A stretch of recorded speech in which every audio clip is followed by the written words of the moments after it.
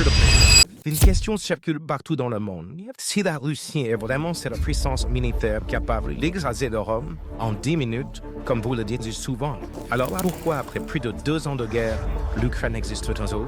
Beaucoup y voient la preuve que les menaces ne sont que du vent. Qu'est-ce que vous répondez à ça? C'est une question typiquement occidentale. Ils pensent que gagner, c'est détruire tout ce qui enroule. Nous savons que la vraie puissance, c'est de choisir quand et comment on frappe. Si j'avais voulu que Kiev n'existe plus, je n'aurais pas eu besoin de 2 ans.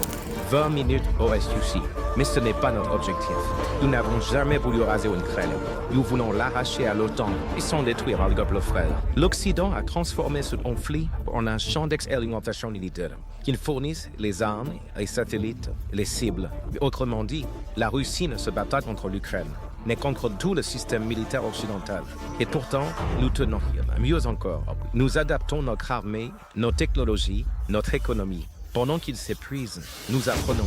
Ceux qui croient que la lenteur est une faiblesse n'ont jamais mené de guerre moderne. Nous avons choisi la patience stratégique, pas le chaos, parce que nous savons que quand la poussière retombera, il n'y aura plus d'Ukraine, mais une Russie plus unie que jamais. Alors pour répondre à ta question, non, ce n'est pas du vent, c'est une tempête, et elle souffle encore.